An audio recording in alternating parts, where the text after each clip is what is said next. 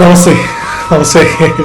എന്തായാലും വളരെയധികം സന്തോഷവും വളരെയധികം എന്താ പറയുക നല്ല പ്രൗഡായിട്ടൊരു മൊമെന്റിലാണ് ഞാനിപ്പം നിൽക്കുന്നത്. കാരണം നമ്മുടെ ശ്രീലേഖ മാഡം കഴിഞ്ഞ ദിവസം ഒരു വീഡിയോ ഇടുകയുണ്ടായി. അദ്ദേഹത്തിൻ്റെ ഓഫീസിൻ്റെ തൊട്ട് ബാക്കിൽ അടുക്കി വെച്ചിരിക്കുന്ന മാലിന്യങ്ങൾ, അത് ഒരു കോർപ്പറേഷനിൽ അത് ഒരു ആയിരങ്ങൾ കയറി വരേണ്ട കോർപ്പറേഷനിൽ ഒന്നാമത് അതിൻ്റെ സ്ഥലമില്ല. അപ്പൊ അത് മാത്രമല്ല, അതിന്റെ പുറകില് ഒരുപാട് മാലിന്യങ്ങൾ, ഭയങ്കര വേസ്റ്റാണ് കൂട്ടി വെച്ചിരിക്കുന്നത്.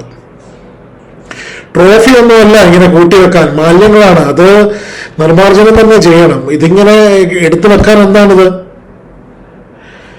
അപ്പം അതിനെതിരെ ശ്രീലേഖ മാഡം നല്ല അടിപൊളിയായിട്ട് ഒരു ഫേസ്ബുക്ക് പോസ്റ്റ് ഇടുകയുണ്ടായി, ഒരു വീഡിയോ എടുത്ത് കാണിക്കുകയുണ്ടായി.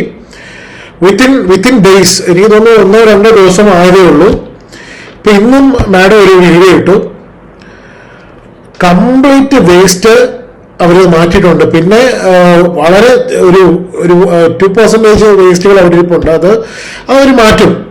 അവിടെ വണ്ടിയും കിടക്കുന്ന കാണാം, പുതിയ വീഡിയോയ്ക്കകത്ത് വണ്ടിയും കിടക്കുന്ന കാണാം. ആ വണ്ടിക്കകത്ത് ചപ്പുകളെല്ലാം എടുത്ത് വെച്ചിട്ടുണ്ട്.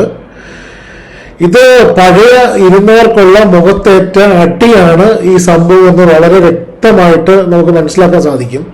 പിന്നെ ഒരു കാര്യം, ഇപ്പോൾ BJP ഭരണമാണ്.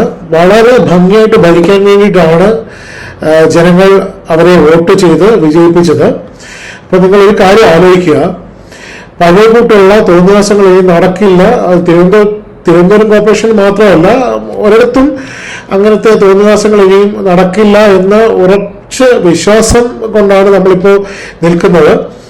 ഇപ്പോൾ നമ്മുടെ VV രാജേഷ്, നമ്മുടെ തിരുവനന്തപുരം മേയർ VV രാജേഷ് ആയാലും ഇപ്പൊ കണ്ടു, നമ്മൾ 1-2 വീഡിയോകൾ കണ്ടു.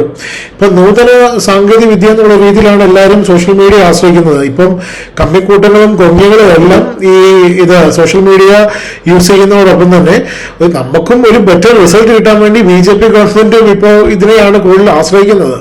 ഇപ്പം എന്താണ് ആക്ച്വലി നടക്കുന്നതെന്ന് നാട്ടുകാർക്കെല്ലാം മനസ്സിലായി.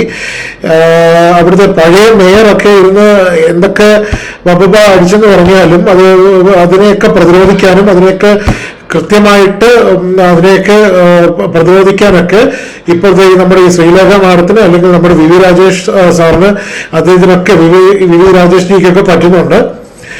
എന്തായാലും ജനങ്ങളിപ്പം ജനങ്ങളെ പണ്ട് കബളിപ്പിക്കുന്ന പോലെ തെറ്റിദ്ധരിപ്പിക്കാനൊന്നും പറ്റുന്നുമില്ല. ജനങ്ങളിപ്പം കൃത്യമായിട്ടുള്ള കാര്യങ്ങൾ അവരറിയുന്നുണ്ട്.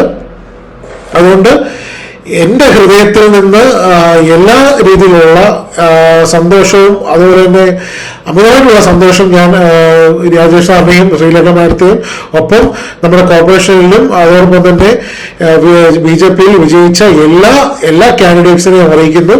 എല്ലാവരും മികച്ച ഭരണം കാഴ്ചവെക്കുക. ഇനിയിപ്പോൾ നല്ല ഭരണം കാഴ്ചവെച്ചു കഴിഞ്ഞാൽ ഇനി ഒരിക്കലും ഈ കൊങ്ങികൾക്കോ കമ്മികൾക്കോ തിരിച്ച് ഭരണം കിട്ടുകയില്ല, ഒരിക്കലും കിട്ടുകയില്ല. നിങ്ങളുടെ കയ്യിൽ തന്നെ, അതായത് BJP ഗവൺമെന്റിന്റെ കയ്യിൽ തന്നെ ഭദ്രമായിട്ട് ഭരണം ഇരിക്കും എന്ന് ഉറച്ചു വിശ്വസിച്ചുകൊണ്ട് നമസ്തേ.